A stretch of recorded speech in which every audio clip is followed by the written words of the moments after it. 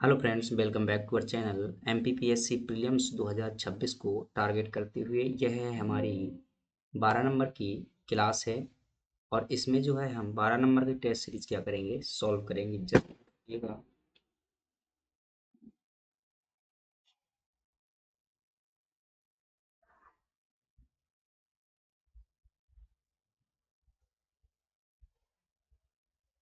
चलिए, ये हमारी जो है 12 नंबर की टेस्ट सीरीज है। इसके पहले तक जो है हम अभी तक 11 टेस्ट सीरीज कर चुके हैं। बहुत ही बेस्ट टेस्ट सीरीज है, ध्यान रखिएगा। आप जो है इसमें ज़रूर जो है इसे सॉल्व कीजिएगा। और ख़ास तौर से याद रखिएगा कि इसमें जो है आपको पीडीएफ ज़रूर पढ़ना है बात के, क्योंकि इसमें बहुत सारा कंटेंट जो है पीडीएफ में दिया गया है। यकीन मानिएगा कि इन 50 प्रश्न जो है टोटल लिए गए हैं। इनमें से कम आपके जो है 300 से 400 प्रश्न जो है 400 प्रश्न आपके जो है इसमें क्या मिलेंगे, क्लियर हो जाएंगे। ध्यान रखिएगा, इसमें 400 प्रश्न जो है आपके क्लियर होना है। तो 400 प्रश्न जो है कंप्लीट करने के लिए एक बार जो है आप लोग क्या करेंगे, पीडीएफ को है ज़रूर पढ़ेंगे। चलिए अपनी क्लास की शुरुआत करते हैं, समय न जाया करता है क्योंकि बहुत सारा कंटेंट है। और आप जो है क्या करेंगे, जहाँ तक भी ये क्लास पहुँच रही है तो जो है यदि आपको ऐसा लगता है कि निश्चित रूप से इस क्लास को बनाने में मेहनत की गई है, कंटेंट में है जो बहुत ज़्यादा ढूँढने में, यकीन मानिएगा 8 से 10 घंटे जो है एक क्लास शेड्यूल करने में लग जाते हैं, क्योंकि एक कंटेंट इतना तैयार करने में काफ़ी समय लगता है। और जो है किताबों से, वेबसाइट से कंटेंट निकालने में और यहाँ प्रेज़ेंट करने में निश्चित रूप से इसमें जो है एक बहुत लंबा एफ़र्ट देना पड़ता है। यदि आपको ऐसा लगता है कि निश्चित रूप से इसमें एफ़र्ट दिया गया है तो लाइक और सब्सक्राइब ज़रूर कीजिएगा, और एक अंत में जो है सकारात्मक कमेंट लास्ट में करिएगा। चलिए हमारे पास में पहला प्रश्न है, और पहले प्रश्न के रूप में आपसे पूछा जा रहा है कि पहला प्रश्न जो है जिसमें आपसे पूछा गया है कि औद्योगिक विकास केंद्र वानमौर मध्य प्रदेश के किस जिले में स्थित है। तो वानमौर औद्योगिक केंद्र आपका मध्य प्रदेश के मुरैना जिले में स्थित है। तो आपका सही जवाब हो जाएगा मुरैना डिस्ट्रिक्ट जो है आपका सही जवाब हो जाएगा। इसमें देखेंगे ये है आपका औद्योगिक केंद्र वानमौर, जो कि मुरैना डिस्ट्रिक्ट में स्थित है। ये रहा है आपका बानमौर औद्योगिक केंद्र। इसी प्रकार से मध्य प्रदेश की पीसीएस परीक्षा और अन्य स्टेट पीसीएस की परीक्षाओं में औद्योगिक केंद्र को लेकर के प्रश्न आता है, तो आप ध्यानपूर्वक देखिएगा। आपसे पूछा जाए कि मालनपुर औद्योगिक केंद्र कहाँ पर स्थित है, तब आपका जवाब होगा कि भिंड में स्थित है मालनपुर औद्योगिक केंद्र। दूसरा आपसे पूछा जाए छतरपुर में कौन सा औद्योगिक केंद्र है, तब आपका जवाब होगा कि चंद्रपुरा औद्योगिक केंद्र जो है आपका कहाँ पर पड़ता है, छतरपुर में पड़ता है। आपसे पूछा जाता है कि पन्ना में कौन सा औद्योगिक केंद्र है, तो पन्ना में इसी प्रकार से जो पुरैना औद्योगिक केंद्र स्थित है। सागर में जो है आपका सिद्ध गांव जो है औद्योगिक केंद्र स्थित है। मंडला में जो है मनोरी औद्योगिक केंद्र स्थित है। बालाघाट में आपका किरणपुर औद्योगिक केंद्र स्थित है। इसी प्रकार से झाबुआ में जो है आपका मेघनगर औद्योगिक केंद्र स्थित है। और ग्वालियर में जो है आपका डबरा औद्योगिक केंद्र स्थित है। तो ये मोस्ट इंपॉर्टेंट है, आप इन्हें जो है जरूर ध्यान रखेंगे। चलिए हम अगले प्रश्न की बात करते हैं, और अगला प्रश्न है हमारे पास में जिसमें आपसे पूछा जा रहा है कि मेक इन इंडिया कार्यक्रम जो है कब आरंभ किया गया था। तो भारत सरकार की एक योजना है मेक इंडिया कार्यक्रम जो है, यह आपका 25 सितंबर 2014 को प्रारंभ किया गया था। तो इसका सही जवाब हो जाएगा ऑप्शन बी जो है आपका सही जवाब हो जाएगा। देखिएगा इसमें ये जो है आपका मेक इन इंडिया कार्यक्रम का लोगो है, और इसका जो उद्देश्य था भी सभी चीज़ें इसमें देख लेंगे। 25 सितंबर 2014 को जो है मेक इन इंडिया कार्यक्रम प्रारंभ किया गया था। यह जो है मेक इन इंडिया कार्यक्रम जो है जब से लागू हुआ भारत में, तो वर्तमान में अगर कंडीशन देखेंगे तो 92% मोबाइल का मैन्युफैक्चरिंग जो है भारत में ही किया जाता है। इसके पहले भारत जो है दूसरे देशों से इलेक्ट्रॉनिक उपकरण मंगाता था। अगर बात करें हम कि इसके उद्देश्य क्या है मेक इन इंडिया कार्यक्रम के, तो इसका उद्देश्य है विनिर्माण क्षेत्र की समृद्धि दर को 12% से 14% तक प्रतिवर्ष करना।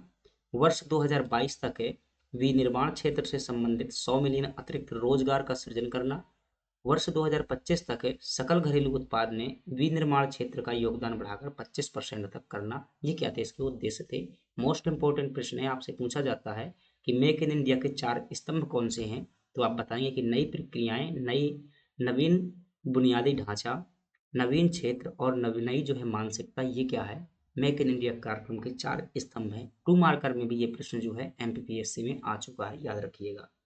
अगले प्रश्न की बात करते हैं। आपसे रिक्वेस्ट है कि पीडीएफ अंत में जरूर पढ़िएगा। यदि मैं जो है टेलीग्राम ग्रुप में डालना भूल भी जाता हूं तो एक बार जो हिंट दीजिएगा, मांगिएगा, क्योंकि इसमें बहुत सारा कंटेंट आपका पीडीएफ में रहेगा। तो 2 बार पढ़ना पड़े 3 बार पढ़िएगा, यकीन मानिएगा इसी प्रकार से पढ़ना जरूरी है। अगला प्रश्न है, निर्यात उत्कृष्ट शहर मध्य प्रदेश में कौन से 2 शहर शामिल हैं? मतलब कि जो अच्छा निर्यात करते हैं विदेशों में, उनमें से कौन से 2 शहर शामिल हैं? तो आपका सही जवाब हो जाएगा इंदौर और देवास जो है 2 शहर शामिल हैं। अब बात आई है देवास जिले की। देवास जिले से कुछ महत्वपूर्ण तथ्य देखते हैं। ये है आपका देवास जिला। देवास से जो सीमा साझा करने वाले जिले हैं वो है उज्जैन, शाजापुर, सीहोर, हरदा, पूर्वी निमाड़, पश्चिमी निमाड़ और इंदौर, ये जो है मध्य प्रदेश के देवास जिले से सीमा साझा करने वाले जिले हैं। देखिएगा महत्वपूर्ण बातें। आपसे पूछे काली सिंध नदी का उद्गम कहाँ से होता है? काली सिंध नदी का अगर आपसे उद्गम पूछा जाता है कहाँ से होता है, तब आपका जवाब क्या होगा कि काली सिंध नदी का उद्गम जो है मध्य प्रदेश के देवास जिले से जो है काली सिंध नदी का उद्गम होता है, याद रखिएगा। अगले प्रश्न की बात करते हैं और अगला प्रश्न है,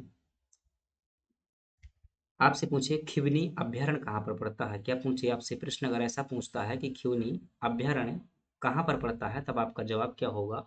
यह देवास जिले में पड़ता है खिवनी अभ्यारण्य। आपसे पूछे कुमार गंधर्व जो कि क्या हुए हैं, एक महान संगीतज्ञ हुए हैं, और कुमार गंधर्व का जो है ये जन्म कहाँ पर हुआ था, तो आपका जवाब होगा कि कुमार गंधर्व का जन्म जो है मध्य प्रदेश के देवास जिले में हुआ था। और इनके नाम पर जो है देवास जिले में ही क्या किया जाता है, समारोह भी किया जाता है। तो कुमार गंधर्व समारोह जो है कहाँ पर होता है? समारोह आपसे पूछा गया है कि कुमार गंधर्व जो है समारोह कहाँ पर होता है, तब आपका जवाब क्या होगा? तब जो है आप बताएंगे कुमार गंधर्व समारोह जो है ये कहाँ पर होता है, तो आपका जवाब होगा देवास में होता है। बैंक नोट प्रेस की स्थापना कहाँ पर की गई है? ध्यान रखिएगा, मोस्ट इंपॉर्टेंट फैक्ट है। बैंक नोट प्रेस की स्थापना जो है देवास जिले में की गई है। अगली बात पूछा जाए नेमावर कहाँ पर स्थित है, तो नेमावर जो है देवास में ही स्थित है, और यह जो क्या है नर्मदा नदी का क्या है, ये नर्मदा का जो है नाभि स्थल के रूप में जाना जाता है। किस स्थल के रूप में? नाभि स्थल के रूप में जो है नर्मदा को जाना जाता है।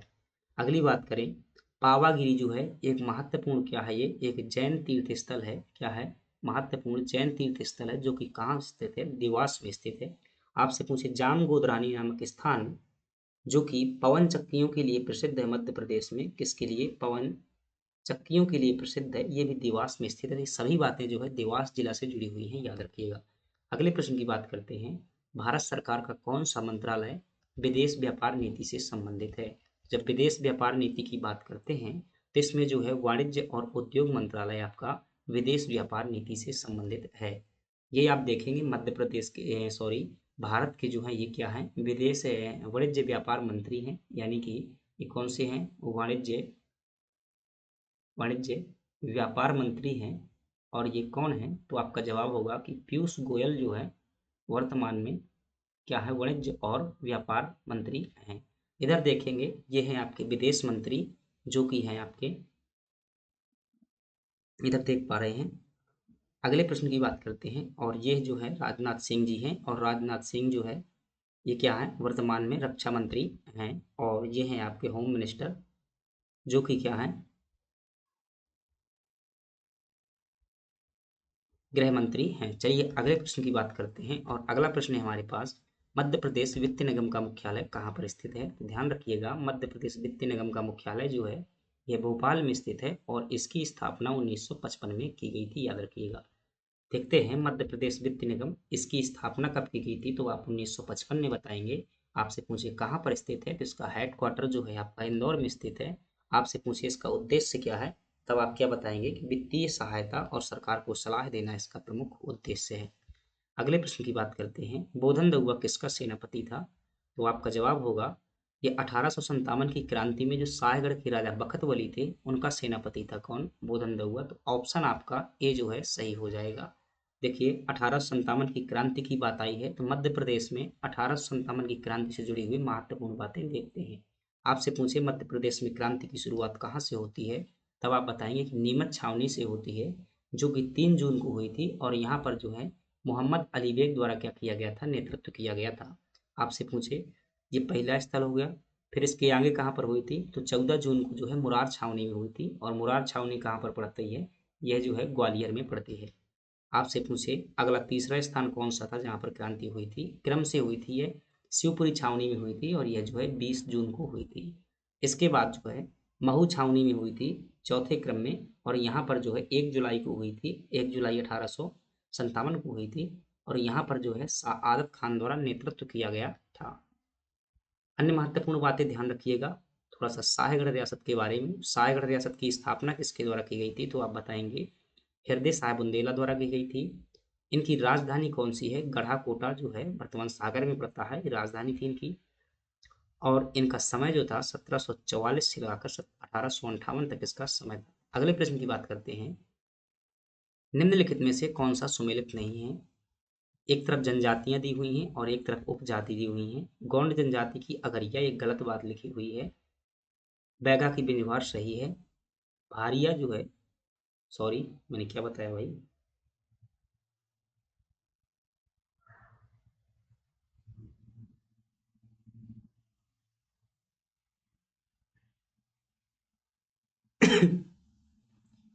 गौंड की अगरिया उपजाति है, ये सही है। बैगा की बिंजवार जो है आपकी सही है। भारिया जो है, भारिया की पटालिया, ये बात गलत है क्योंकि पटालिया जो है किसकी है, भील जनजाति की जो है एक उपजाति है, ध्यान रखिएगा भील की है कौन, पटालिया। और कोरकू की महार ठीक हो जाएगा, तो इसका सही जवाब क्या हो जाएगा, ऑप्शन सी जो है आपका सही जवाब हो जाएगा। देखिएगा गौंड जनजाति की प्रमुख उपजातियां देख लेते हैं। एक है प्रधान, एक है नागरची जो कि नाचने गाने का कार्य करती है। यह समाज का क्या होता है, सबसे जो है उच्च वर्ग होता है, यानी कि सम्मानित वर्ग होता है। ये नाचने गाने वाले होते हैं नागरची। आगरिया जो होते हैं लोहा का काम करने वाले होते हैं। ओझा जो है तांत्रिक क्रियाओं से संबंधित होते हैं, तंत्र मंत्र का कार्य करते हैं। और शोलहास जो है बढ़ई का काम करने वाले होते हैं। ये सभी क्या है, गौंड जनजाति की उपजातियां हैं, याद रखिएगा। अगले प्रश्न की बात करते हैं, निम्नलिखित वाक्यों पर विचार करें। मांडू धार जिले में स्थित है, यह बात सही है। मांडू में हिंडोला महल स्थित है, तो यह बात भी सही है। तो दोनों बातें हमारी क्या हैं, सही हैं। केवल एक सत्य है, दो सत्य है, दोनों सत्य हैं। आपका सी ऑप्शन जो है सही हो जाएगा। मांडू से संबंधित महत्वपूर्ण बातों पर ध्यान रखिएगा। मांडू को जो है एंजॉय नगरी कहा जाता है। मांडू में कौन कौन से जो है महल स्थित हैं, इनको जो है आपको ध्यान पूर्वक देखना है। इसमें अगर देखेंगे तो मांडू में आपका हिंडोला महल स्थित है। दूसरे नंबर में देखेंगे तो रेवा कुंड भी आपका मांडू में ही पड़ता है। मांडू में ही जो है असरफी महल आपको देखने को मिल जाएगा।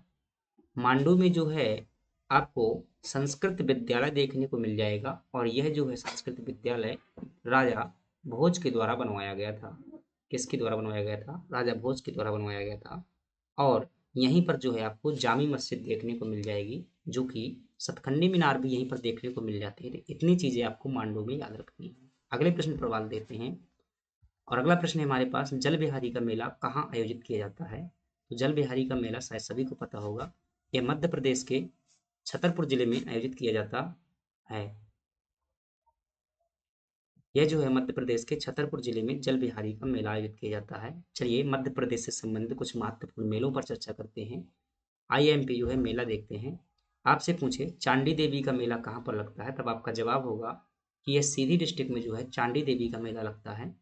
आपसे पूछे महाकुंभ मेला कहाँ पर लगता है, तो आपका जवाब होगा उज्जैन पर। उज्जैन पर जो है आपका ये मेला लगता है, कौन सा, महाकुंभ मेला, और यह जो है हर 12 वर्ष में आयोजित किया जाता है। आपसे पूछे जो है संत सिंगा जी का मेला कहाँ पर लगता है, तब आप बताएंगे संत सिंगा जी का मेला जो है खंडवा में लगता है, याद रखिएगा। अगले प्रश्न की बात करते हैं, संत नागा जी का मेला कहाँ पर लगता है, तो यह जो है मुरैना में लगता है। संत नागा जी का मेला मुरैना में लगता है। अगला प्रश्न पूछे संत तेजा जी का मेला कहाँ पर लगता है, तब आपका जवाब होगा गुना जिले के भामावत नामक स्थान पर लगता है। ये मध्य प्रदेश के आईएमपी मेला है। एक बार फिर से कहूँगा, आप पीडीएफ जरूर पढ़िएगा, बिना पीडीएफ पढ़े जो है आप इतनी फैक्ट इनको कवर नहीं कर सकते हैं। चलिए अगले प्रश्न की बात करते हैं, और अगला प्रश्न है काठी क्या है, तो काठी ध्यान रखिएगा मध्य प्रदेश का एक जो है नृत्य है, तो क्या हो जाएगा, और यह नृत्य जो है कहाँ पर प्रचलित है, ये मध्य प्रदेश के निमाड़ क्षेत्र में प्रचलित है। और यह जो है काठी नृत्य भगवान शंकर और माता पार्वती से संबंधित है। देखते हैं मध्य प्रदेश के कुछ महत्वपूर्ण नृत्य देख लेते हैं। आईएमपी डांस देखते हैं मध्य प्रदेश की। तो आपसे पूछे राई नृत्य कहाँ पर प्रचलित है, तो ये बुंदेलखंड का जो है प्रमुख नृत्य है। और यह मध्य प्रदेश का, ध्यान रखिएगा, राजकीय नृत्य भी है, ये भी ध्यान रखेंगे। अगली बात करें, जो है दिवारी नृत्य कहाँ पर प्रचलित है, यह भी आपका जो है बुंदेलखंड का है। और ये पिछली बार पूछा भी गया था, 2024 या 23 के पेपर में जो है इसे पूछा गया था, मौनिया नृत्य को लेकर के पूछा गया। तो दिवारी नृत्य का एक भाग होता है मौनिया नृत्य। आपसे पूछे दादर नृत्य कहाँ पर प्रचलित है, तो ये बघेलखंड का है दादर नृत्य, याद रखिएगा। मूल रूप से बघेलखंड का है, हालांकि बुंदेलखंड भी प्रचलित है, लेकिन मूल रूप से कहाँ का है, बघेलखंड का है। मटकी नृत्य कहाँ का है, ये मालवा का है, याद रखिएगा। और गणगौर नृत्य जो है, गणगौर नृत्य यह निमाड़ का है, यह भी जो है गण, इसमें जो है ये भी जो है क्या है, दो वर्ष में 2 बार आयोजित किया जाने वाला होता है, माता पार्वती को जो है समर्पित होता है गणगौर नृत्य, गणगौर पूजा के समय पर यह किया जाता है। चलिए अगले प्रश्न की बात करते हैं। अगला प्रश्न है, निम्न पुरस्कारों के प्रारंभ के वर्षों के आधार पर सही क्रम में लगाइएगा। तो राजीव गांधी खेल रत्न पुरस्कार की स्थापना जो है आपकी, यह है 1992 में की गई थी। ध्यानचंद पुरस्कार की स्थापना जो है 2002 में की गई थी। अर्जुन पुरस्कार की स्थापना जो है 1961 में की गई थी। द्रोणाचार्य पुरस्कार की स्थापना जो है 1985 में की गई थी। इस आधार पर इन्हें क्रम पे लगाइएगा। तो सबसे पहले आपका 61 वाला आएगा, यानी कि 3 नंबर आएगा। 3 के बाद जो है आपका 85 वाला आएगा, यानी कि 4 नंबर आएगा।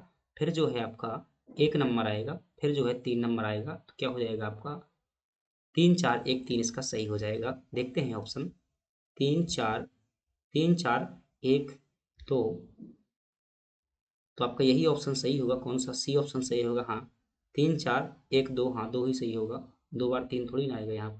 तो चलिए देख लेते हैं। स्पोर्ट्स से संबंधित राजीव गांधी खेल रत्न पुरस्कार की स्थापना तो यही है, वर्तमान में से मेजर ध्यानचंद खेल रत्न पुरस्कार कर दिया गया है, और 1992 में इसकी स्थापना हुई थी। ध्यानचंद पुरस्कार 2002 में स्थापित किया गया था। अर्जुन पुरस्कार जो है 1961 में स्थापित किया गया था। और द्रोणाचार्य पुरस्कार जो है 1985 में स्थापित किया गया था। और भारत रत्न की स्थापना 1954 में की गई थी। इतने फैक्ट आपको जो है याद रखना है। चलिए अगले प्रश्न की बात करते हैं, और अगला प्रश्न है, लाइव क्लास नहीं की हुई है क्योंकि जो है उसमें काफ़ी समय लगता है। मुझे लगता था आज कंटेंट ज़्यादा है, तो इस कंटेंट को कवर करने के लिए ज़रूरी था कि जो है फास्ट करवाया जाए और कंटेंट भी कवर हो जाए। आप जानते हैं कि डिटेल में बताने से क्या हो जाता है, समय हो जाता है, तो इसलिए मैंने यहाँ पर जो है रिकॉर्ड कर रहा हूँ फिलहाल में। और थोड़ा सा समस्या जो है कनेक्शन को लेकर भी थी, तो आप लोग जो है इस प्रकार भी कंटेंट आपके पास में पहुँच रहा है, क्लास वैसे भी पहुँच रही थी। 4 के पैनल में क्लास से मुझे उम्मीद है कि 240 की क्वालिटी आएगी। अब नहीं आई तो भाई पता नहीं, आज जो है इसमें मैंने देखा हुआ है। देखिए पढ़ाई के साथ साथ में टेक्नोलॉजी भी देखनी होती है। कई बार जो है टेक्नोलॉजी के अभाव में जो है ज्ञान का उस प्रकार से प्रदर्शन नहीं हो पाता है जिस प्रकार से वास्तविकता होती है। तो अनुभव की कमी नहीं है फ्रेंड्स, से याद रखिएगा, टेक्नोलॉजी की कमी हो सकती है। देखिएगा अगर समय के रहता है, अगर आप सभी का सपोर्ट मिलता है, तो निश्चित रूप से जो है इसे थोड़ा सा और बड़ा करेंगे और बेहतर बनाएंगे। आपसे प्रश्न पूछा जा रहा है, पेरिस ओलंपिक 2024 के उद्घाटन समारोह में भारतीय दल के ध्वजवाहक कौन थे? तो आप जानते हैं ध्वजवाहक समापन में भी होता है और उद्घाटन में भी होता है, तो यहाँ पर उद्घाटन के लिए पूछा गया है। तो आप याद रखिएगा, हरमनप्रीत सिंह, नीरज चोपड़ा, सुशील कुमार, अभिनव बिंद्रा। तो उद्घाटन समारोह में जो ध्वजवाहक थे वो हरमनप्रीत सिंह थे। देखिएगा अगर स्टार्टिंग में पूछा जाए, यानी कि उद्घाटन समारोह में, तो पेरिस ओलंपिक के 2024 के उद्घाटन समारोह में स्टार्टिंग में जो है पीवी सिंधु थे और शरद कमल थे, और जो है समापन में पीआर श्रीजेश और मनु भाकर थे। थोड़ा सा जो है काफी अंतर लग रहा है। हरमनप्रीत सिंह, तो हरमनप्रीत सिंह हॉकी प्लेयर हैं, ध्यान रखिएगा, ये तो निश्चित रूप से रहे हैं मुझे लगता है। मैं जो है इसका सही जवाब आपको जो है टेलीग्राम में बता दूंगा अभी जो है, या फिर 1 सेकंड मुझे समय दीजिएगा।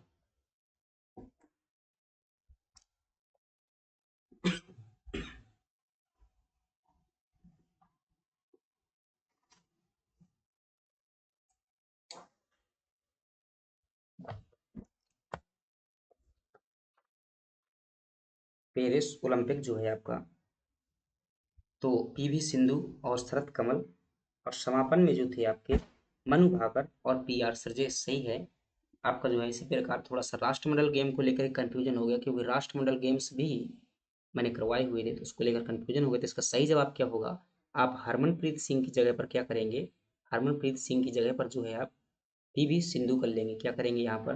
पीवी सिंधु कर लेंगे, याद रखिएगा। पीवी सिंधु जो है आपका सही जवाब हो जाएगा। मैंने जो है डिस्क्रिप्शन में इन सभी चीज़ों को जो है क्लियर तरीके से बता दिया है कि स्टार्टिंग में जो है पीवी सिंधु और शरत कमल थे 2 लोग, और एंडिंग में यानी कि लास्ट में पीआर श्रीजेश से, ध्यान रखिएगा, ये हॉकी से संबंधित प्लेयर हैं। और मनु भाकर, याद रखिए, मनु भाकर जो है शूटिंग से संबंधित हैं। शरत कमल जो है टेबल टेनिस से संबंधित हैं। पीवी सिंधु जो है ये जो क्या नाम भाई, खेल कभी कभी इतनी चीजें जो है मुंह में रखने रहने वाली चीजें भूल जाती है। चलिए अगले प्रश्न की बात करते हैं, और अगला प्रश्न है हमारे पास में 2002 के राष्ट्रमंडल खेलों में भारत का पदक तालिका में कौन सा स्थान था? तो याद रखिएगा, भारत का जो है पदक तालिका में कौन सा स्थान था? भारत ने जो है पदक तालिका में अपने चौथा स्थान अर्जित किया हुआ था। और कुल जो है मेडल कितने जीते हुए थे राष्ट्रमंडल खेल 2012 में? तो कुल 61 पदक जीते हुए थे और चौथा स्थान अर्जित किया हुआ था। आपसे अगर पूछे कि राष्ट्रमंडल खेलों में जो है प्रथम जो है गोल्ड मेडल जीतने वाले खिलाड़ी कौन से थे? ध्यान रखिएगा, ये गोल्ड जीतने वाले प्रथम खिलाड़ी हैं। और इन्होंने जो है मिल्खा सिंह, जिन्हें उड़न फ्लाइंग सिख भी कहा जाता है, 1958 में जो है इन्होंने जीता हुआ था मिल्खा सिंह ने। और 61 जो है पदक जीते हुए थे 2022 के, जो 2022 के गेम हुए थे कहाँ पर हुए थे? ये ध्यान रखिएगा, बर्मिंघम नामक स्थान पर हुए थे। कहाँ पर हुए थे? बर्मिंघम, जो कि इंग्लैंड में पड़ता है, यहाँ पर हुए थे। 2010 के जो राष्ट्रमंडल खेल से ये कहाँ पर हुए थे? तो आप ध्यान रखिएगा, भारत में यह जो है आयोजित किए गए थे, दिल्ली में आयोजित किए गए थे 2010 के राष्ट्रमंडल खेल। और पहली बार के जो खेल थे ये कब आयोजित किए गए थे? तो याद रखिएगा 1934 में आयोजित हुए थे। और कहाँ पर हुए थे? ये कनाडा में आयोजित हुए थे। कनाडा का एक शहर है जिसका नाम है हैमिल्टन। क्या नाम है? हैमिल्टन शहर में जो है कनाडा में हुए थे। और नेक्स्ट जो होंगे अगले कहाँ पर होंगे? तो ध्यान रखिएगा, ये ऑस्ट्रेलिया में आयोजित किए जाएंगे। अगले जो राष्ट्रमंडल खेल होंगे ये कहाँ पर होंगे? ऑस्ट्रेलिया में आयोजित किए जाएंगे। चलिए अगले प्रश्न की बात करते हैं, और अगला प्रश्न है आपके सामने 2032 की ग्रीस में कालीन ओलंपिक खेलों का आयोजन किस शहर में होगा? तो आपका जवाब होगा 2032 के जो ग्रीष्मकालीन ओलंपिक हैं, अभी 2028 के लॉस एंजल्स में होना है। 2028 के कहाँ पर होंगे? तो लॉस एंजल्स में होंगे।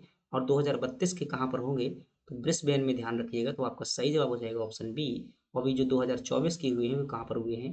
पेरिस में हुए हैं, याद रखिएगा। देखते हैं कुछ और जुड़े हुए फैक्ट।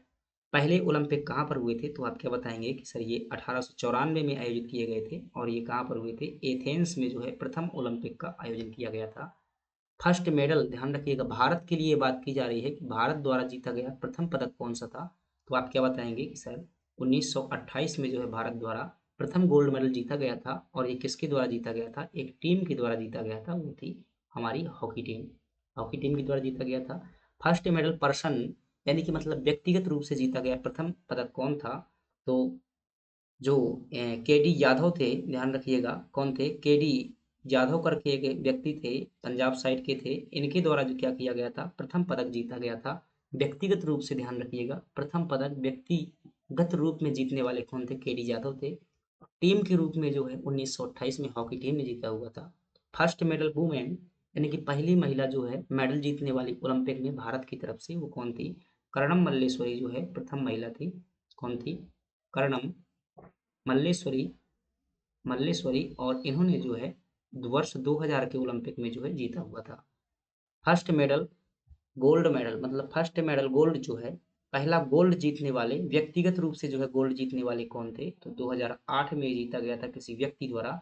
और उस व्यक्ति का नाम क्या था? अभिनव बिंद्रा जो है उस व्यक्ति का नाम था।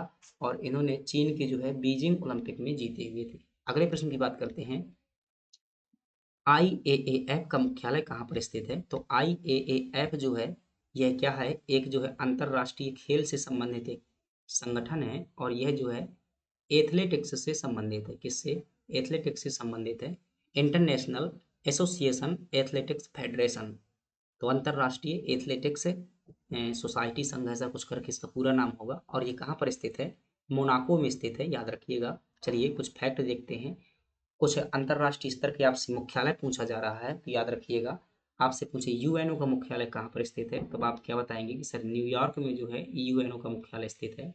आपसे पूछे आईएमएफ का मुख्यालय कहाँ पर स्थित है, तो आप क्या बताएंगे? वाशिंगटन डीसी में स्थित है। डीसी का पूरा नाम क्या होता है? डीसी का पूरा नाम क्या होता है? डिस्ट्रिक्ट ऑफ कोलंबिया है, याद रखिएगा। विश्व बैंक का मुख्यालय भी कहाँ पर स्थित है? आपका वाशिंगटन डीसी में ही स्थित है। यूयू यानी कि यूरोपियन यूनियन का मुख्यालय कहाँ पर स्थित है? तो यह जो है बेल्जियम की राजधानी ब्रुसेल्स में स्थित है। कहाँ पर स्थित है? बेल्जियम की राजधानी ब्रुसेल्स में स्थित है। इंटरनेशनल ओलंपिक कमेटी, अभी जो इसके नए अध्यक्ष बने हुए हैं, आप कमेंट बॉक्स में बताएंगे। कल की क्लास में जो किया हुआ था, आप कमेंट बॉक्स में जरूर बताइएगा कि अंतरराष्ट्रीय Olympic committee, international Olympic committee के अध्यक्ष कौन बने हुए हैं। और इसकी स्थापना जो है 1896 में की गई थी। और यह इसका मुख्यालय कहाँ पर है? ध्यान रखिएगा, लुसाने में स्थित है। लुसाने, जो कि स्विट्जरलैंड देश में पड़ता है। आपसे पूछे एशियन डेवलपमेंट बैंक का मुख्यालय कहाँ पर स्थित है? तो ये मनीला में स्थित है। मनीला जो है फिलीपींस देश में पड़ता है। अगले प्रश्न की बात करते हैं। मध्य प्रदेश में राज्य निर्वाचन आयोग के गठन के पश्चात कितनी बार पंचायत के आम चुनाव हुए हैं? तो ध्यान रखिएगा, तो ये अभी तक जो है 6 बार हो चुके हैं। और मध्य प्रदेश निर्वाचन आयोग के बारे में जानते हैं तो डी ऑप्शन इसका सही हो जाएगा। मध्य प्रदेश निर्वाचन आयोग का आपसे प्रोविजन पूछे यानी कि संविधान में प्रावधान कहाँ पर है, तो आप क्या बताएंगे? अनुच्छेद 243 डी में जो है राज्य निर्वाचन आयोग का प्रावधान है, जिसमें पंचायतों के चुनाव करवाने की बात कही गई है। आपसे पूछे इस्टेब्लिशमेंट कब हुई थी, तो आप क्या बताएंगे? स्थापना इसकी जो है फरवरी 1994 में जो है मध्य प्रदेश में इसकी स्थापना की गई थी। आपसे पूछे इसका हेडक्वार्टर कहाँ पर स्थित है, तो यह जो है मध्य प्रदेश के भोपाल शहर में जो है इसका मुख्यालय स्थित है। आपसे पूछे इसका स्ट्रक्चर यानी कि इसकी संरचना कैसी होती है, तो मात्र ध्यान रखिएगा एक सदस्य होता है मध्य प्रदेश के निर्वाचन आयोग में, एक सदस्यीय आयोग है। आपसे पूछे टेन्योर कार्यकाल कितना होता है, तो ध्यान रखिएगा 6 वर्ष या 65 वर्ष जो है इनका कार्यकाल होता है। अगले प्रश्न की बात करते हैं। अपॉइंटमेंट, इनकी नियुक्ति कौन करता है, तो आप क्या बताएंगे? राज्यपाल द्वारा जो है इनकी नियुक्ति की जाती है। आपसे पूछे कि फर्स्ट इलेक्शन कमिश्नर कौन था? मध्य प्रदेश के प्रथम जो है मुख्य निर्वाचन आयुक्त कौन थे, तो आप बताएंगे कि एन वी लोहानी जो है, कौन? एन वी लोहानी जो है मध्य प्रदेश के प्रथम मुख्य निर्वाचन आयुक्त थे। आपसे पूछे वर्तमान में यानी कि प्रेजेंट टाइम में कौन है, तो आप बताएंगे कि वसंत प्रताप सिंह जो है वर्तमान में क्या है? मुख्य निर्वाचन आयुक्त हैं। आपके जो 6 चुनाव हुए थे, ध्यान रखिएगा 1994 से लेकर के 2022 तक कितनी बार चुनाव हो चुके हैं? 1994 से लेकर 2022 तक जो है वर्तमान तक कुल 6 बार पंचायतों के चुनाव हो चुके हैं। देखिएगा, पहले चुनाव जो है आपके 1994-95 में हुए थे, दूसरे जो है 1999-2000 में हुए थे, तीसरे चुनाव जो है 2004-05 में हुए थे, चौथे चुनाव 2009-10 में हुए थे, पांचवें चुनाव 2014-15 में हुए थे और छठवें चुनाव जो है 2022 में हुए थे। 6 बार हो चुके हैं, तो याद रखिएगा। चलिए अगले प्रश्न की बात करते हैं और अगला प्रश्न है, राज्य निर्वाचन आयोग नगरीय निकायों का चुनाव का संचालन किस अनुच्छेद के तहत करता है, तो याद रखिएगा। देखिए, जब पूछे तो 243, सॉरी मैंने क्या बताया है पिछले उसमें, माफ कीजिएगा भाई, मैंने गलती बता दी पिछले में।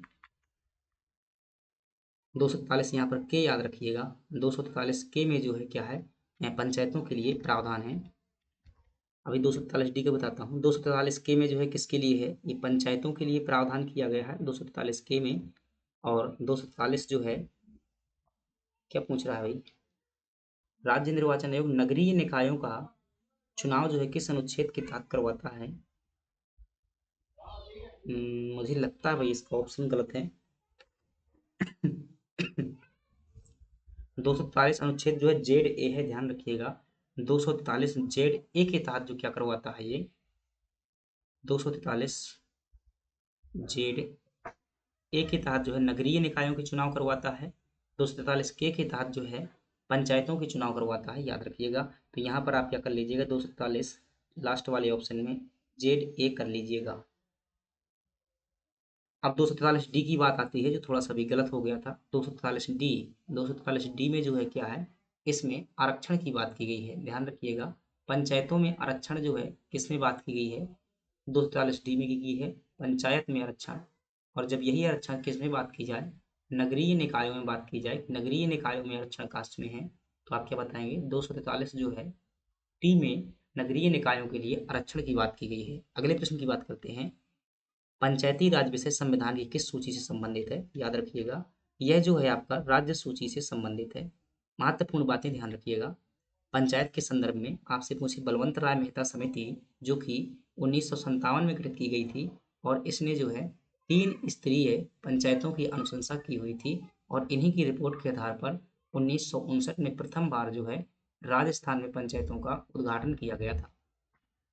आपसे पूछे पांडे कमेटी, ये जो है आपकी 1957 में गठित की गई थी, 1957 में।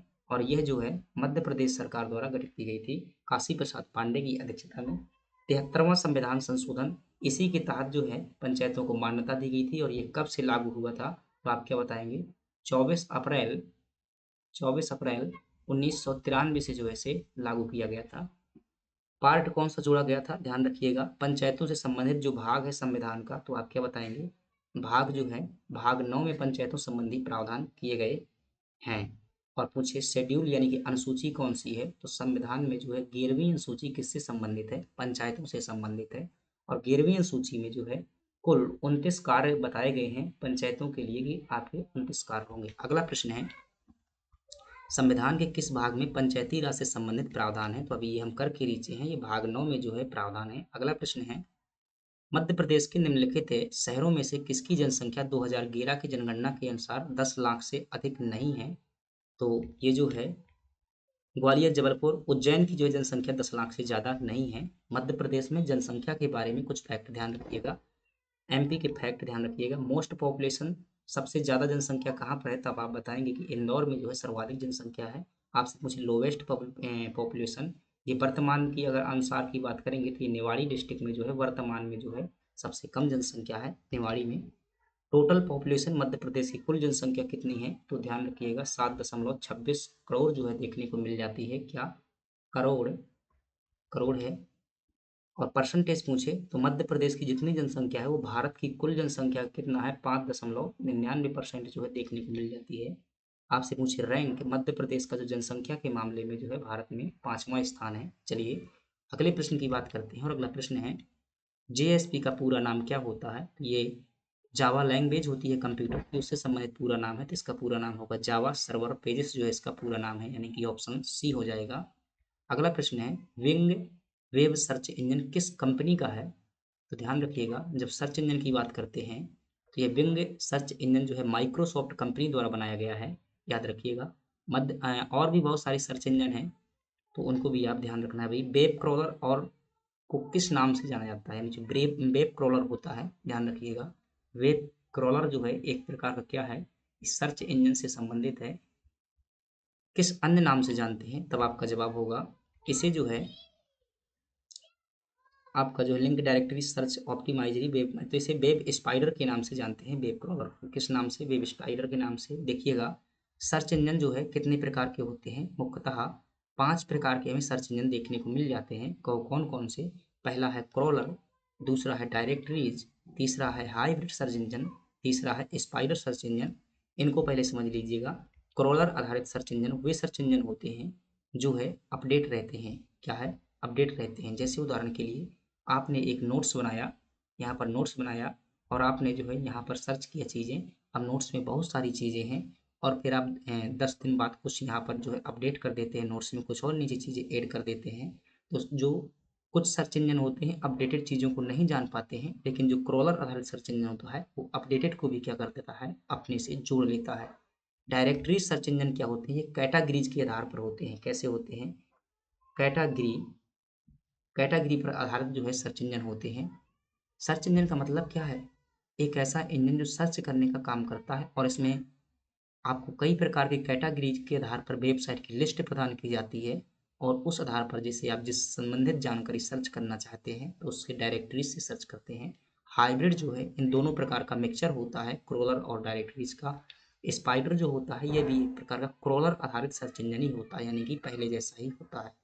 ठीक है। तो यहाँ पर पूछा है वेब क्रॉलर को और किस नाम से जानेंगे, तो स्पाइडर से संबंधित है तो वेब स्पाइडर हो जाएगा।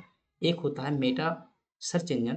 तो मेटा सर्च इंजन क्या होता है, समझ लीजिएगा कि जो दूसरे ऐप्स और वेब पेजेस की सूचना जो है आपके सामने, अब इसे आप क्या करते हैं, इंटरनेट पर कुछ सर्च करते हैं तो कई सारी वेबसाइटों की जानकारी आपके सामने आ जाती है। तो जो मेटा डेटा यानी कि दूसरे का डेटा दिखाने का कार्य करता है वो क्या होता है, मेटा सर्च इंजन होता है। तो इसका सही जवाब हो जाएगा वेब स्पाइडर। निम्नलिखित में से किस समूह में केवल आउटपुट डिवाइस है? याद रखिएगा बहुत महत्वपूर्ण क्लास है। आपको इस प्रकार का कंटेंट जो है देखने को नहीं मिलेगा। आप जो है क्वेश्चन जो है टिक करने वाली सिस्टम जो है बहुत जगह देख सकते हैं, लेकिन एक क्वेश्चन से संबंधित डेटा जो है आपको इस क्लास में देखने को मिल रहा है। तो इस क्लास के महत्व को समझिएगा और इसे जो है क्या कीजिएगा, याद कीजिएगा। पीडीएफ एक बार जरूर पढ़िएगा। इस प्रकार से 10 दिन में पीडीएफ पढ़ते हैं तो बहुत महत्वपूर्ण होगा आपके लिए। पीडीएफ आपको जो है कहाँ पर मिल जाएगा, ये टेलीग्राम ग्रुप पर मिल जाएगा और इसका लिंक जो है आपको डिस्क्रिप्शन बॉक्स में मिलेगा। वहीं पर टेस्ट भी होता है। प्रश्न पूछ रहा है निम्नलिखित में से किस समूह में केवल आउटपुट डिवाइस है, तो आप बताएंगे केवल आउटपुट डिवाइस है कौन समूह में। तो इसमें जो है स्कैनर ये इनपुट होता है, गलत हो जाएगा। कीबोर्ड भी जो है इनपुट होता है। माउस माउस भी इनपुट होता है। प्लॉटर प्रिंटर आपका डी ऑप्शन जो है सही जवाब हो जाएगा। आउटपुट डिवाइस वो होती हैं जिससे डाटा जो है बाहर दिखाई देता है, जैसे कि स्क्रीन जो आपके सामने चल रही है, यह एक प्रकार की आउटपुट डिवाइस है।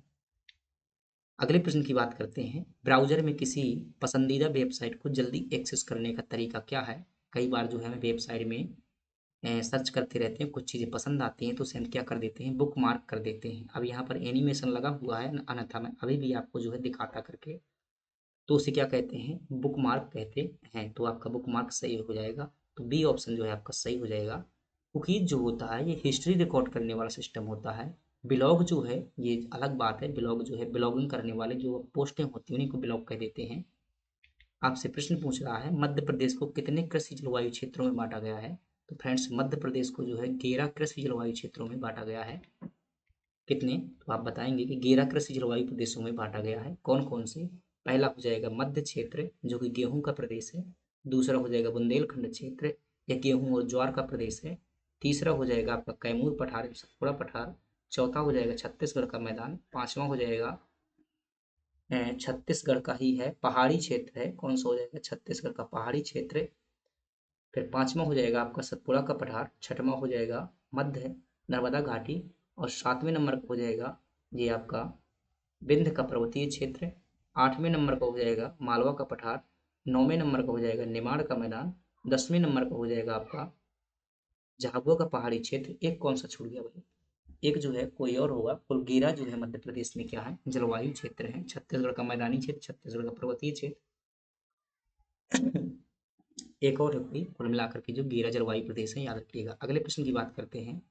तापक्रम के आधार पर मध्य प्रदेश का अधिकांश भाग किस तापीय वर्ग में आता है। तो आप जानते हैं कि मध्य प्रदेश के जो है 20 से क्या जाती है, कर्क रेखा गुजरती है, यानी कि 23.5 डिग्री गुजरती है। और यहाँ पर जो है 21 जून को क्या होता है, सूर्य जो है लंबवत होता है। तो अधिकांश तापमान मध्य प्रदेश में ज्यादातर तापमान रहता है, तो इसलिए अति ताप वाला क्षेत्र आता है यहाँ पर। कौन सा होगा, मध्य प्रदेश जो है अति तापीय क्षेत्र के अंतर्गत आता है। मध्य प्रदेश से आपसे पूछे सर्वाधिक तापमान कहाँ पर होता है, तब आप क्या बताएंगे कि अब देखिए कुछ स्थानों पर तो आपको जो है गोहद देखने को मिल जाएगा, अन्यथा आप जो है नौगांव में भी तापमान जो है देखते हैं। मध्य प्रदेश के नौगांव में, छतरपुर में है, खजुराहो में भी तापमान रहता है। तो गोहद जो है भिंड जिले में स्थित है। गोहद को जो है मान्यता प्रदान है भाई, गोहद ये सबसे कम वर्षा वाला स्थान भी है। अगर आपसे पूछे मध्य प्रदेश का सबसे ठंडा स्थान कौन सा है, तब आप क्या बताएंगे, शिवपुरी जो है मध्य प्रदेश का सबसे ठंडा स्थान है। चलिए अगले प्रश्न की बात करते हैं। अगला प्रश्न है भारतीय अंतरिक्ष कार्यक्रम के जनक किसे कहा जाता है, तब आपका जवाब होगा डॉक्टर विक्रम। अम्बालाल साराभाई को जो क्या कहते हैं, भारत में अंतरिक्षीय कार्यक्रम का जनक कहते हैं। आपसे पूछे परमाणु ऊर्जा का जनक किसे कहा जाता है, तब आप क्या बताएंगे कि होमी जहांगीर भाभा को कहा जाता है। ध्यान रखिएगा सतीश धवन इसरो के अध्यक्ष रहे हैं। इसरो की बात करते हैं। इसरो की जब बात करें तो इसरो की स्थापना जो है 15 अगस्त, कब, 15 अगस्त 1969 को इसकी स्थापना की गई थी। और इसका हेड क्वार्टर जो है बेंगलोर में इसका क्या है, हेड क्वार्टर है।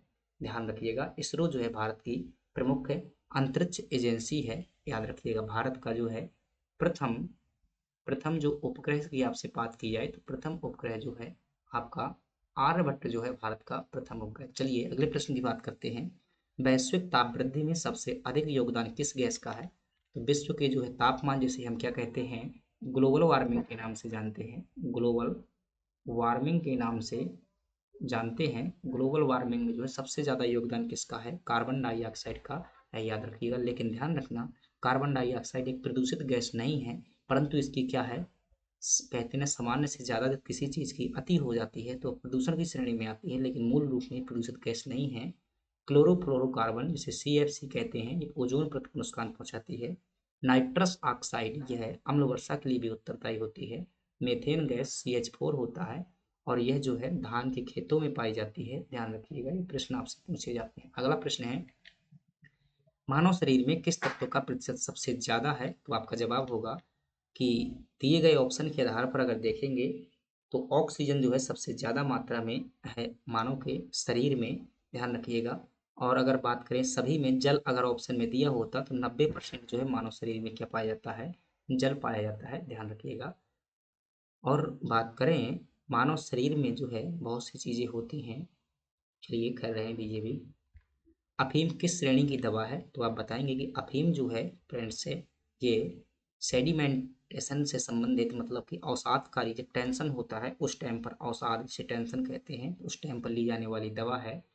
और जब अफीम की बात करते हैं तो मध्य प्रदेश का मंदसौर जिला प्लस साथ में जो है नीमच जिला, ये अफीम के उत्पादन के लिए जाने जाते हैं।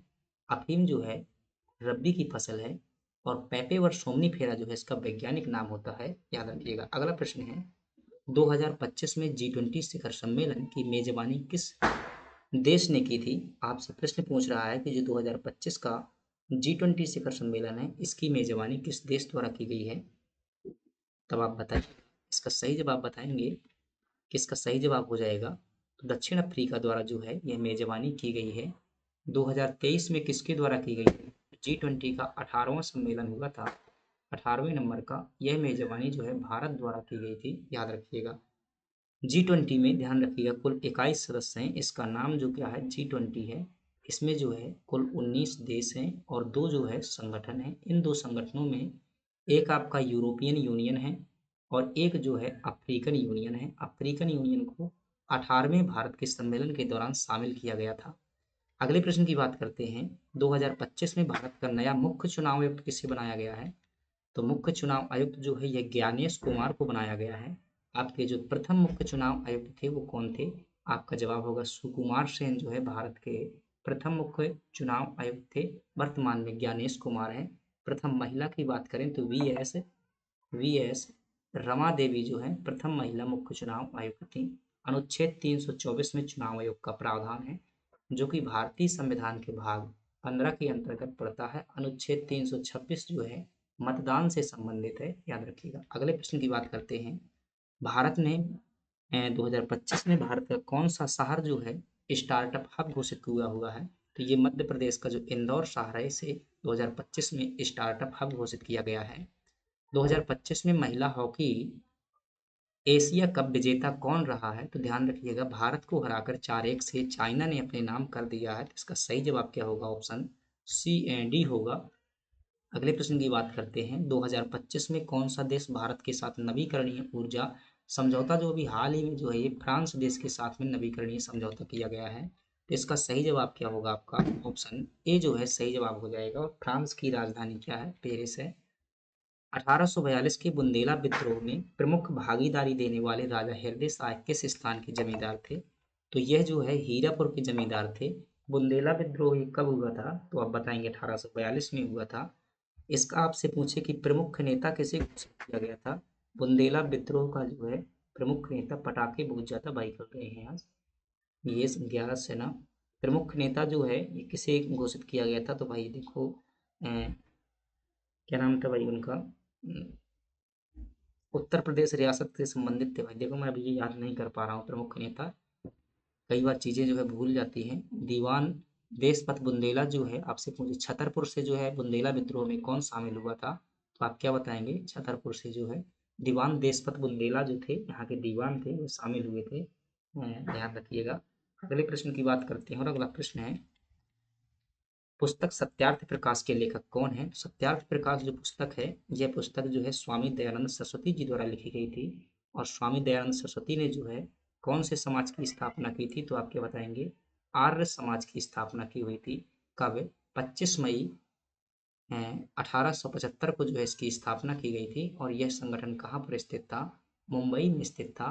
दयानंद सरस्वती जी द्वारा कौन सा नारा दिया गया था? तो आप बताएंगे, वेदों की ओर लौटो, कौन सा नारा? वेदों की ओर लौटो, यह नारा दिया गया था किसके द्वारा? दयानंद सरस्वती जी के द्वारा दिया गया था। अगला प्रश्न है, रेशम बुनकरों की श्रेणी की जानकारी निम्नलिखित में से किस शिलालेख से मिलती है? तो ये मंदसौर के जो दसपुर शिलालेख है, इससे हमें रेशम बुनकरों की जानकारी मिलती है। दसपुर शिलालेख की रचना किसके द्वारा की गई थी? तब आप बताएंगे कि वत्स भट्टी द्वारा जो है दसपुर शिलालेख की रचना की गई थी। प्रयाग प्रशस्त की रचना जो है समुद्रगुप्त से संबंधित है, इसकी रचना हरिसेन द्वारा की गई थी। एरण शिलालेख कहाँ पर स्थित है? मध्य प्रदेश के सागर में स्थित है और यह 510 ईस्वी का अभिलेख है। हाथी गुम्फा अभिलेख जो है आपका उड़ीसा में स्थित है और ये खारवेल का अभिलेख है, ध्यान रखिएगा। अगला प्रश्न है, निम्नलिखित में से कौन सा जलप्रपात नर्मदा नदी पर स्थित नहीं है? तो आपका भालकुंड जलप्रपात, यह जो है बीना नदी पर सागर जिले में स्थित है। कहाँ पर? सागर जिले में स्थित है, नर्मदा नदी पर नहीं है, बीना नदी पर पड़ता है।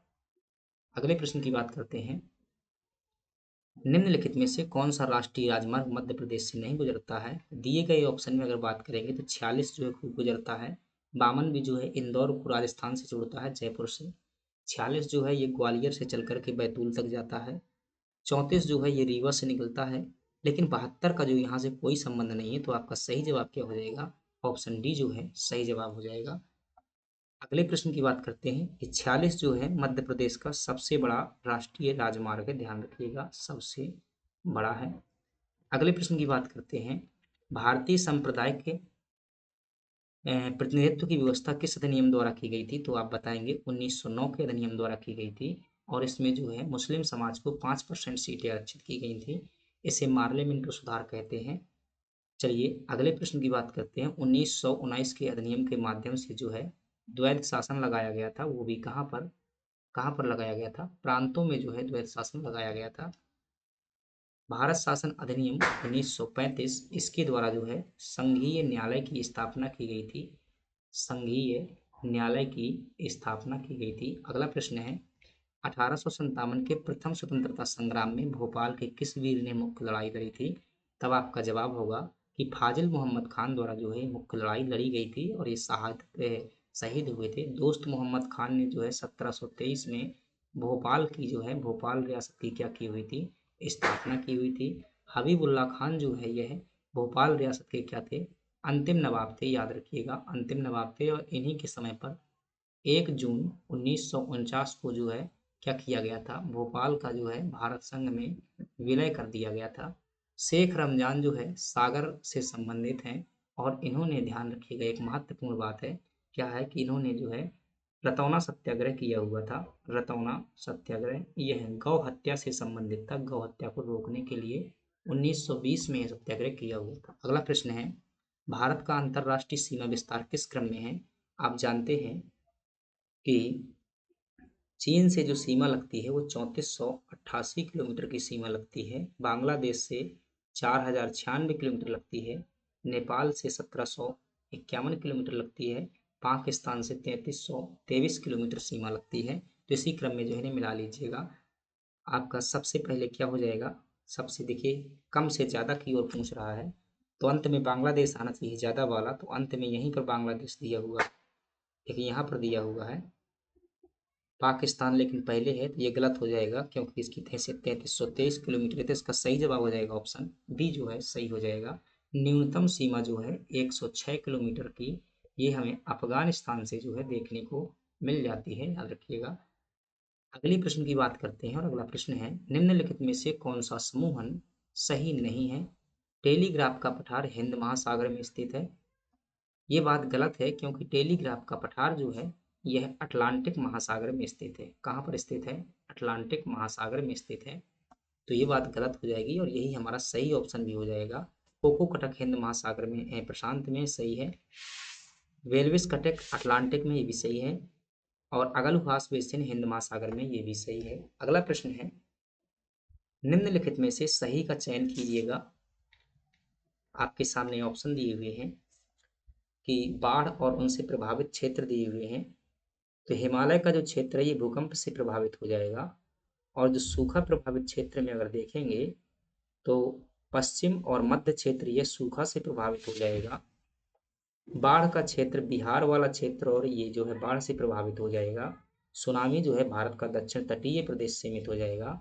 तो पहले नंबर का जो है मिलेगा आपका दूसरा, और पहले का दूसरा और दूसरे का हो जाएगा पहला। दूसरे का पहला तो यहाँ पर मिलाइएगा, पहले का यानी कि सबसे पहले नंबर में क्या आएगा, दूसरा आएगा, पहले का दूसरा हो जाता, दूसरा एक ही जगह दिया हुआ है, तो ए ऑप्शन जो है आपका सही हो जाएगा।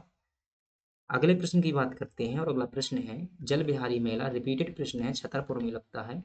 अगला प्रश्न है निम्नलिखित में से कौन से महीने में मध्य प्रदेश में सर्दियां शुरू होती हैं। तब आपका जवाब होगा सर्दियों की शुरुआत मध्य प्रदेश में नवंबर में होती है। और मध्य प्रदेश का सबसे ठंडा स्थान जो है कहाँ पर है, शिवपुरी जो है मध्य प्रदेश का सबसे ठंडा स्थान है, याद रखिएगा। अगले प्रश्न की बात करते हैं, और एक प्रश्न और याद रखिएगा कि जो मध्य प्रदेश में शीत ऋतु है उसे क्या कहा जाता है, सियाला कहा जाता है, ध्यान रखिएगा। सियाला जो है शीत ऋतु को क्या कहते हैं, ठंडे के समय को सियाला कहते हैं। अगला प्रश्न है निम्नलिखित में से किस जिले में गांवों को climate smart village village project में सम्मिलित किया गया है। तो आपका सही जवाब होगा कि सतना जिले के जो कुछ गांव हैं उन्हें आपके क्लाइमेट स्मार्ट विलेज प्रोजेक्ट में सम्मिलित किया गया है। आपके पास में अंतिम प्रश्न है कि भारत की वन भूमि का कितना प्रतिशत हिस्सा मध्य प्रदेश में है। तो भारत की जो कुल जितने भी वन क्षेत्रफल है उसका 12.4% जो हिस्सा है वो मध्य प्रदेश में है। और यदि मध्य प्रदेश के कुल क्षेत्रफल का देखा जाए, मध्य प्रदेश के कुल क्षेत्रफल का लगभग 30% हिस्सा जो है वनों से ढका हुआ है। मध्य प्रदेश भारत का वो राज्य है जहाँ पर जो है सबसे ज़्यादा मात्रा में क्या पाए जाते हैं, ज़्यादा क्षेत्रफल में जो है वन देखने को मिल जाते हैं, ये भी याद रखेंगे। इस प्रकार से क्या है, हमने जो है ये 11 नंबर की टेस्ट सीरीज कंप्लीट की हुई है। आपको ये टेस्ट सीरीज कैसी लगी कमेंट बॉक्स में ज़रूर बताइएगा। यदि अच्छी लगी हो तो वीडियो को लाइक करके चैनल को सब्सक्राइब कीजिएगा। धन्यवाद। टेलीग्राम ग्रुप जो ज्वाइन कीजिएगा, यहाँ पर जो है आपको क्या मिलेगा, इसका PDF मिलेगा और टेस्ट जो है वहीं पर होता है। चलिए, थैंक यू।